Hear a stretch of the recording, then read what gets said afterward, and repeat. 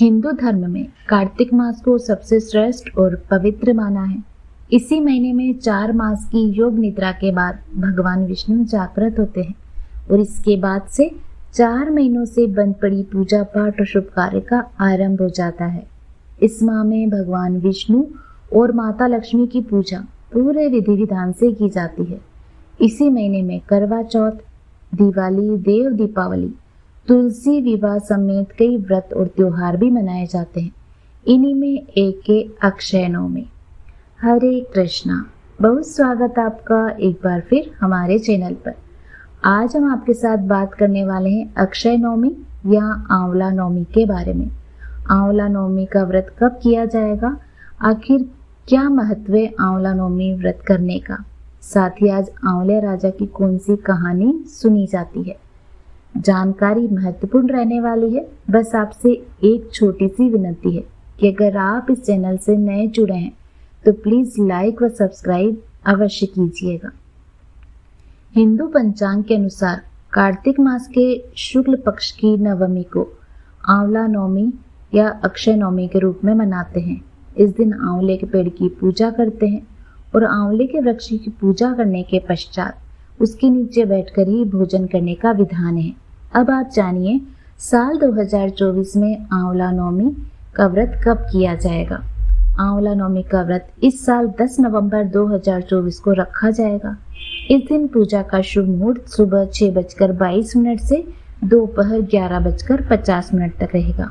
इस मुहूर्त में आंवले के पेड़ की पूजा और भगवान विष्णु की पूजा की जाती है।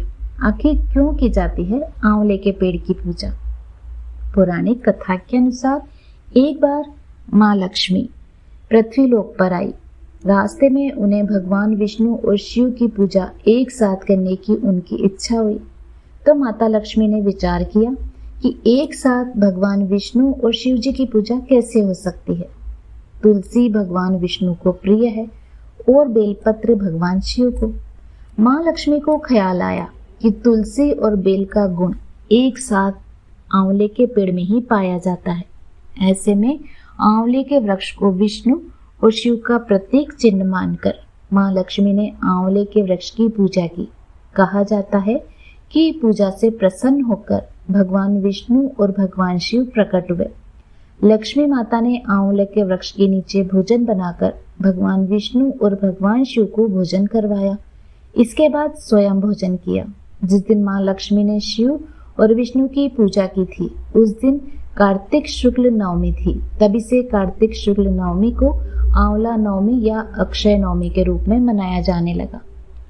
कहा जाता है कि आंवले के वृक्ष में मूल में भगवान विष्णु, ऊपर ब्रह्मा, स्कंद में रुद्र, शाखाओं में मणिगण, पत्तों में वसु, फूलों में मरुदगण और फलों में प्रजापति का वास है।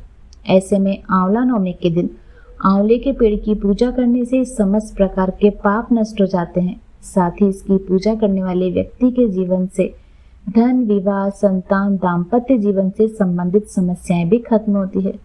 माँ लक्ष्मी को प्रसन्न करने के लिए अक्षय नवमी का दिन सबसे उत्तम माना गया है। अब आप सुनिए आंवलिया राजा की प्रसिद्ध व पौराणिक कहानी। एक राजा था। उसका प्रण था कि वह रोज 1.25 मन आंवले का दान करके ही भोजन किया करता था और उसका नाम आंवलिया राजा पड़ गया था क्योंकि वह आंवले का दान करता था। एक दिन उसके बेटे बहू ने सोचा कि राजा इतने सारे आंवले का रोजाना दान करते हैं, इस प्रकार तो एक दिन सारा खजाना ही खाली हो जाएगा। इसलिए बेटे ने राजा से कहा कि इस तरह दान करना आप बंद कर दीजिए। बेटे की बात सुनकर राजा बहुत दुखी हुए और राजा तथा रानी महल छोड़कर बियाबान जंगल में जाकर बैठ गए। राजा रानी आंवला दान नहीं कर पाए और प्रण के कारण उन्होंने कुछ खाया भी नहीं। जब भूखे प्यासे 7 दिन हो गए तब भगवान ने सोचा यदि मैंने इसका प्रण नहीं रखा और इसका सत नहीं रखा तो ये इसका विश्वास चला जाएगा। इसलिए भगवान ने जंगल में ही महल, राज और बाग बगीचे सब बना दिए और ढेरों आंवले के पेड़ लगा दिए। सुबह राजा रानी उठे तो देखा कि जंगल में उनके राज्य से भी दुगना राज्य बसा हुआ है। राजा रानी से कहने लगे, रानी देख कहते हैं, सत मत छोड़े सूरमा, सत छोड़या पत जाए, सत की छोड़ी लक्ष्मी फिर मिलेगी आए। आओ नहा धोकर आंवले का दान करें और भोजन करें। राजा रानी ने आंवला दान करके खाना खाया और खुशी खुशी जंगल में ही रहने लगे। उधर आंवला देवता का अपमान करने व माता पिता से बुरा व्यवहार करने के कारण बहू बेटे के बुरे दिन आरंभ हो गए। उनसे राज्य छिन गया और वे दाने दाने को मोहताज हो गए।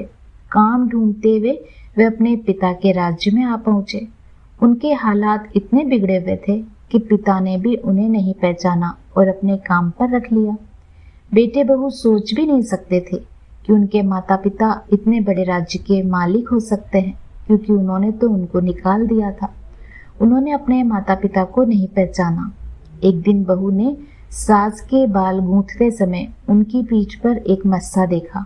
उसे यह सोचकर रोना आया कि ऐसा मस्सा मेरी सास के भी था। हमने ये सोचकर उन्हें आंवला दान करने से रोका था कि हमारा संपूर्ण धन नष्ट हो जाएगा। आज वे लोग न जाने कहाँ होंगे। यह सोचकर बहू को रोना आने लगा और आंसू टपक टपक कर सास की पीठ पर गिरने लगे।